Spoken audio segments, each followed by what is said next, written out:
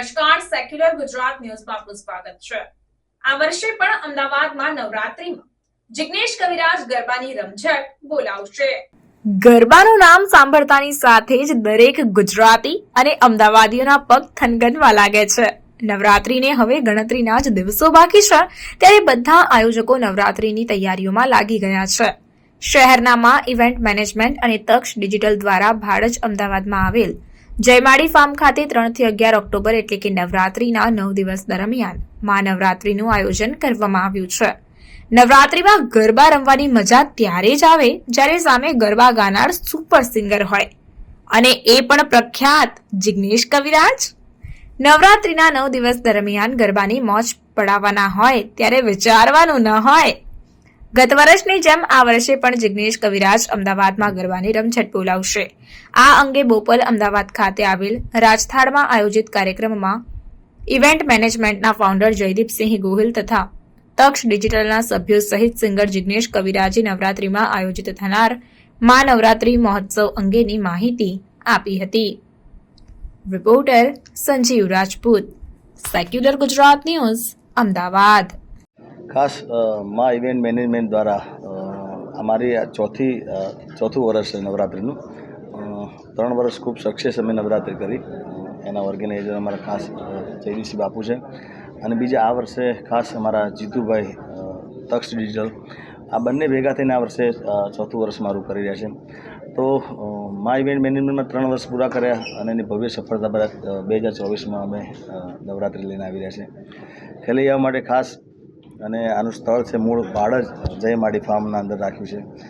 દર વર્ષે મેં શું કરી કે મારા જે ચાહકો છે, ખેલૈયાઓ છે, લોકોને રમવા માટે ઘણી તકલીફ પડતી હતી। પહેલાં અમે 5,000 2,000 શરૂઆત કરી હતી।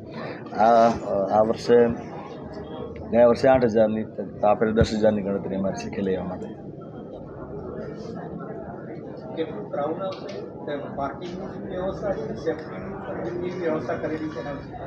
સેફટી માટે એમને ખાસ જેનો વીમો જે લેવામાં આવતો એ લીધો છે। પછી બાઉન્સરથી માંડીને પોલીસ પરમિશન, સરકારની પરમિશન પણ એમને ખૂબ લીધી, સારી લીધી છે।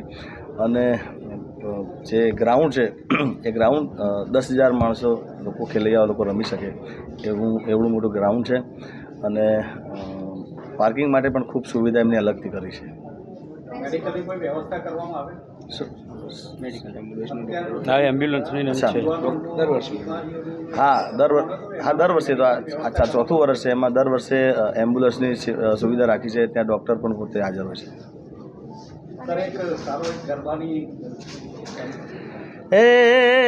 એ આવી સોની રઢિયાળી,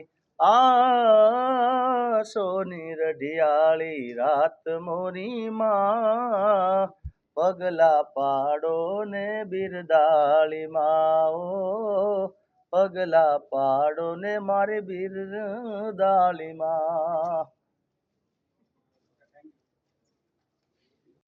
એમાં મારો ડીજે દિલનો ખેલાડી માસ્ટર કે બહુ ચાલી હતી। ફૂલ ગજરો, ખજૂરી, માવતર, આ બધા ગરબા ખૂબ સારા ચાલ્યા હતા। અને દર વર્ષે જેમ ખેલૈયાઓ માટે હું નવા ગરબા અને મારા જૂના પ્રાચીન ગરબા, આપણા જે જૂની સંસ્કૃતિ, જે જૂના ગરબા છે પ્રાચીન આપણા, એ ગરબા ગાઉં છું, અને નવા આલ્બમ આવે એના પણ ગીતો ગાઉં છું। તો આ સાલ પણ એક નવું આલ્બમ, 2 આલ્બમ બનાવ્યા છે, જેમાં એક ડીજેનું બનાવ્યું છે અને બીજું એક બનાવ્યું છે ખાસ મારા માટે। અત્યારે ગૌરવની વાત એ છે કે અપ્પુભાઈના સંગીતમાં મેં એક આલ્બમ બનાવ્યું છે। એ થોડુંક મેં અત્યાર સુધી ગીતો ગાયા એમાંથી થોડુંક ગીતો બધા પ્રાચીન છે, પણ સંગીત બધું અપ્પુભાઈ આપ્યું છે।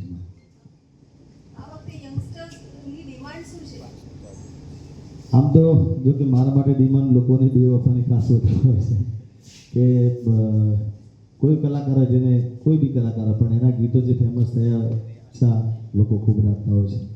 એટલે એવું જ હોય છે કે ચાહકો લગભગ મારા જે ગીતો પ્રાચીન મેં જે ગાયેલા હોય, અને એના સિવાય જે મેં બેવફાના ગીતો ગાયા હોય, એ પણ લોકોને ખૂબ સાંભળવા ગમે છે।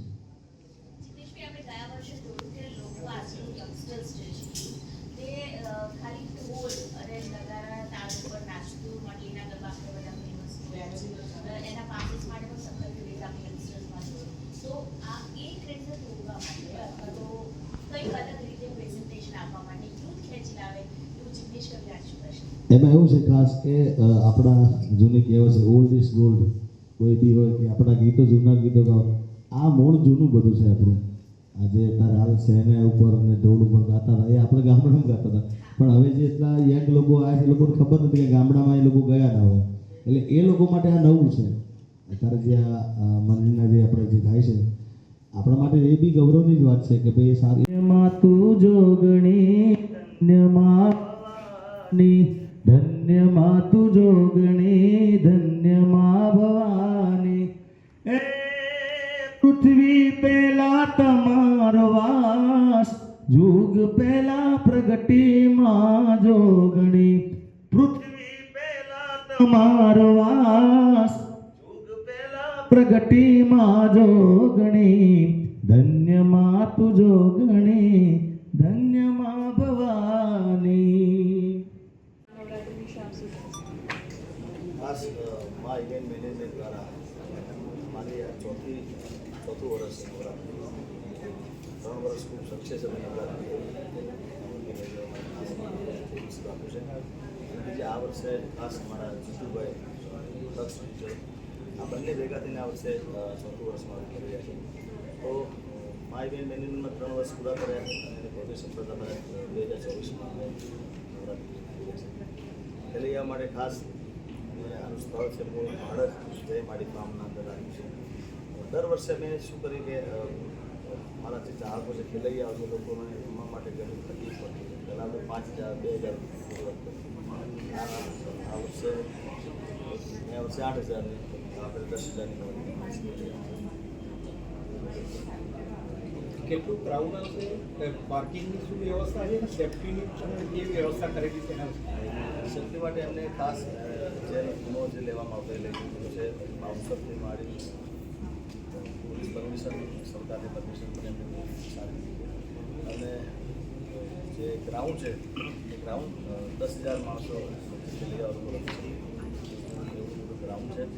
અને પાર્કિંગ માટે પણ ખૂબ સુવિધા એમને અલગ છે. મેડિકલની કોઈ વ્યવસ્થા કરવામાં આવે ને? અત્યારનો ટ્રેન્ડ જોતા યુવાનોમાં બીમારીઓનું પ્રમાણ હતું, એના માટે મેડિકલની વ્યવસ્થા કરવામાં વર્ષે એમાં દર વર્ષે એમ્બ્યુલન્સની સુવિધા રાખી છે. ત્યાં ડૉક્ટર પણ રીતે આપેલું છે. સર એક સારો એક ગરબાની કરી એ આવી આ સોની રઢિયાળી, આ સોની રઢિયાળી રાત મોરી માં, પગલા પાડો ને બિરદાળી માં, ઓ પગલા પાડો ને મારી બિરદાળી માં. જિગ્નેશભાઈની લગભગ આ ચોથી નવરાત્રિ હું કરું છું. 4 વર્ષથી જિગ્નેશભાઈ સાથે નવરાત્રિનું આયોજન કરીએ છીએ અને મા ઇવેન્ટ છેલ્લા 4 વર્ષથી નવરાત્રિનું સરસ મજાનું આયોજન કરે છે અને નાના મોટા કાર્યક્રમો બી કરીએ છીએ, એવોર્ડ શો બી કરેલા છે. મા ઇવેન્ટ કંપની એક્સક્લુઝિવ જિગ્નેશભાઈના 4થું વર્ષ અમે કરી રહ્યા છીએ. હા, આ વખતે આપણે ભારત બેબીલોન ક્લબની સામે જય માડી ફાર્મ.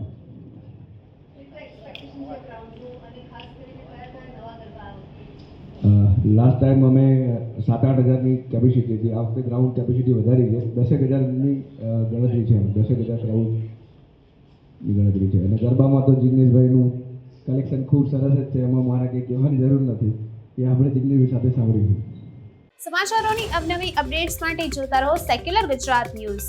સાથે સેક્યુલર ગુજરાત ન્યૂઝ ચેનલને લાઇક, શેર અને સબસ્ક્રાઇબ કરો અને બેલ આઇકોન દબાવીને સમાચારોની ઝડપી માહિતી મેળવો.